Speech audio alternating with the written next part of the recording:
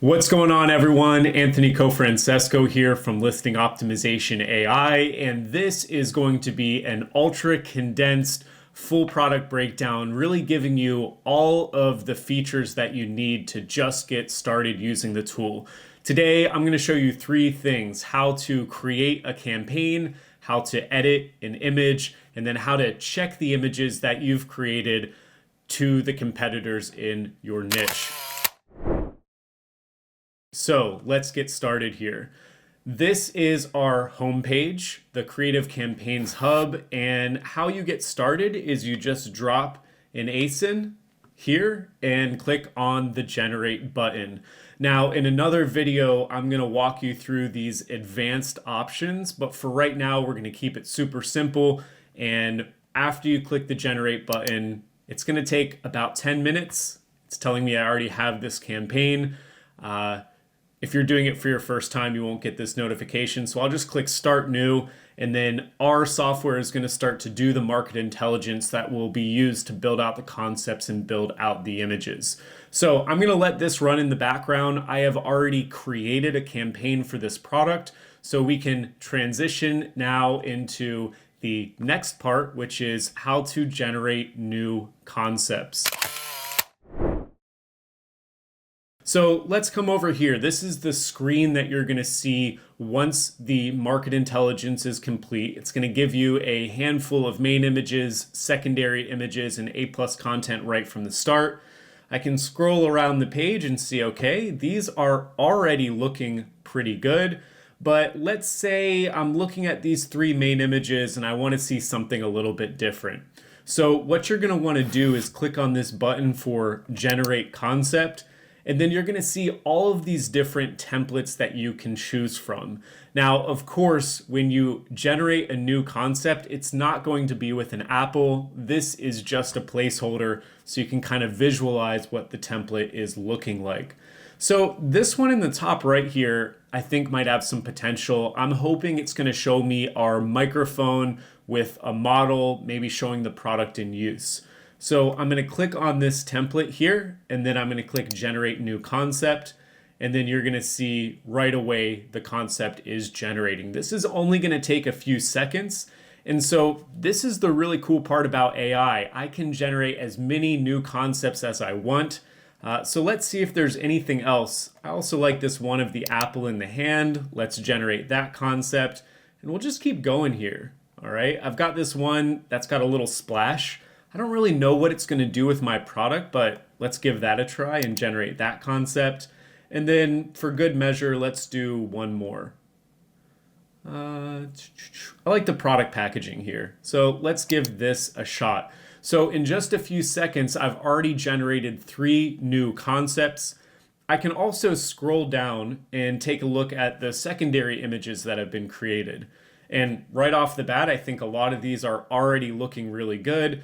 But I don't notice that we have an applications graphic. So showing the product in use, different use cases, different applications. So let's do that same process and click Generate New Concept. For secondary images, you're going to have a lot of different templates to choose from. So I was just talking about an applications graphic. Let's click on that. And I really like this one here. It's kind of 4 quadrants with the product in the middle. So we're going to click Generate New Concept, and I want to do another applications graphic. You can see that we've got a bunch of different templates that we can choose from. This one here is really simple. It's kind of split screen. Let's see how it does with our microphone. All right, so while we're waiting for these to generate, I'm going to scroll back up to the top, and I can already see we got a bunch of different main images here. So we've got this one, we've got this one, we've got this one, we've got the product in the hand. So pretty cool to see how quickly those come together. Let's see if our secondary images are done. It looks like these might need just another minute. While we're waiting for these images to be generated, let's move on to the next part of the video, which is how to edit images. So I'm going to scroll back up to the top here. And I noticed that on this image, the product is really big, right? In real life, this thing is not that large. So what I'm going to do is I'm going to click on this button here to edit image, and then I'm just going to tell it in simple human language that the product is too large, it needs to be smaller. And I'm using whisper flow on my computer, so you'll see me talking the words that I want to put on the screen. Make the product much smaller. Right now, the product is way too large. And then we've got the text there, and I'm going to click confirm. And what should happen now is the product should get a little bit smaller. Let's take a look at those secondary images. Beautiful. So I really like this. This is an applications graphic. I guess it's saying that you can use this microphone in an office, or you could use it in, let's say, a coffee shop. So I want to edit this image as well. And I just want to put, let's say, office on the left-hand side, and I want to put coffee shop on the right-hand side. Okay. Add text to the bottom of the image. On the left-hand side, below the image, we'll write office, and on the right-hand side, we'll write coffee shop. Cool. And it even put quotes. This is why I love whisper flow, and we're going to confirm that change. Let's take a look and see if this other image generated. Okay, this is pretty cool. So it's saying this is great for video calls, online classes, work anywhere, gaming, chat. So the only thing I don't like about this image is in the bottom right, it's like, we don't really need to show the full microphone here, or the microphone, honestly, it's not shown in any of the other images. I think I just want to remove that entirely. So let's edit the image again, and we're going to give it that feedback. In the bottom right quadrant, remove the product, just show a person's hand reaching into a bag. And I think that'll make enough sense to people looking at an Amazon listing. We've got the product here. We're really just trying to show contextually the different areas that this product can be used in. So we'll click confirm on that. And while these edits are running, let's jump back up to the top and see, look at this, right? So we've got our main image. You can see we've gone through a couple variations here, and the product has gotten a lot smaller. In my opinion, this is still too small. So I'm just going to say, make the product 50% larger. And let's see how it handles that. So you can see how quickly I'm going through the edit process. I typically find that I'm editing an image 3 or 4 times to get it to the spot that I really like. Now let's go down here, look at this. We've got coffee shop and we've got the office. And then over here, it did a pretty good job of removing the product. So in another video, I will go much deeper into how to edit images. But one of the other things that you can do, I showed you the quick AI edit. I recommend trying to use it. It's getting better and better every single day. But you can also view the entire prompt below. And if you find a section that you want to change, you can be much more precise about processing edits. If you find what you want to change, you click the edit icon, and then you either delete the text or you write in your new text, and then you would just click the save button and generate. So 2 different ways of editing an image. So I'm pretty happy with the images that we've created. Obviously, I would like to spend a little bit more time going through this edit flow. But let's move on to the last part of the video and wrap up. And this is how to compare the images you've created to the other competitors in your niche. So I can look here and see, look, that's almost perfect. I've got a bunch of different main images. I've got a bunch of different secondary images. I've got a bunch of A+ content. But how does that compare to my competition?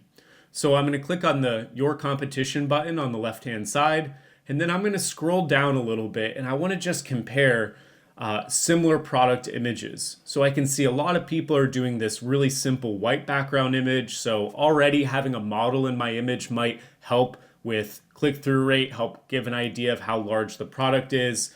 I'm seeing some sizing graphics here. What's this one about?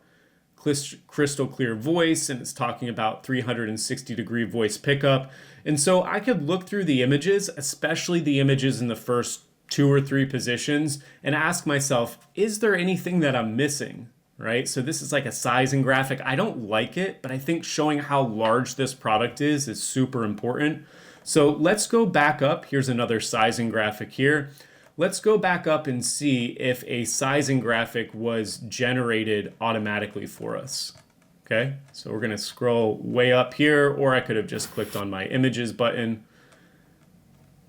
And let's see here. Do we have anything about sizing? It doesn't look like we do.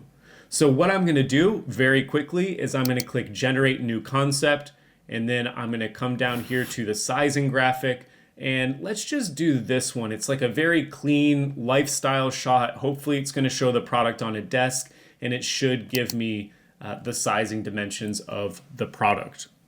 So while we're waiting for this to wrap up, I'm going to give you my top 3 tips for using Listing Optimization AI. Number 1 is focus on purpose. The purpose of the image is the most important thing, even more important than aesthetics.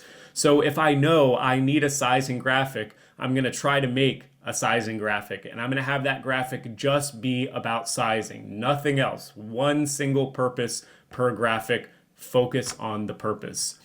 The second tip is that the magic happens in revisions. You already saw on all of the images that I was working with, I'm going through at least 2, sometimes 3 or 4 revisions. It does not take long to generate these different concepts. It doesn't take long to process edits. So don't just take the first image and say, hey, this isn't perfect. I don't like it. This software is worthless. The magic happens in revisions.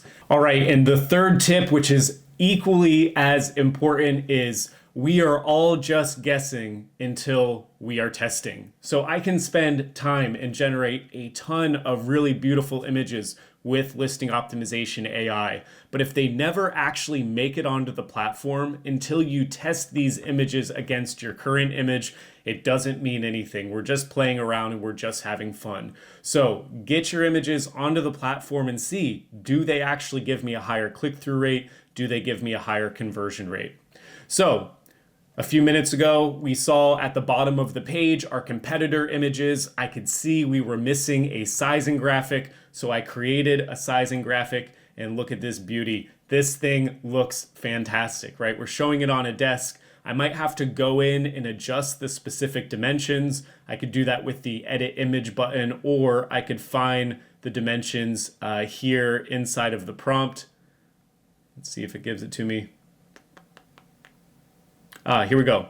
So if I wanted to edit these and put in the correct sizing dimensions, I could say it's 7.535 inches tall, and I could say it's 2.0 inches, and then let's say the neck length is 9.65 inches. And if I just click Save and Generate, it should make me that new image with the correct dimensions. So super easy to do. It's already generating that new concept. And let's just take a look here again, comparing to our competition. I'm looking at this image. Hopefully it's going to load. Let's see. We're looking at this image. I'll just look at it here. And I'm asking myself, is this sizing graphic that I have, is it better than the sizing graphics that my competition have? And let's just take a look here. This one's quite busy. I think ours is better. Ours is certainly better than this. And so the next step would be to either run a market research poll through our product opinion integration, or put it up onto the platform and see if it performs better. So this was a very quick, condensed run through of the product. This is everything that you need to get started. Be sure to check out the other videos that we have on our channel, and we'll see you in the next one.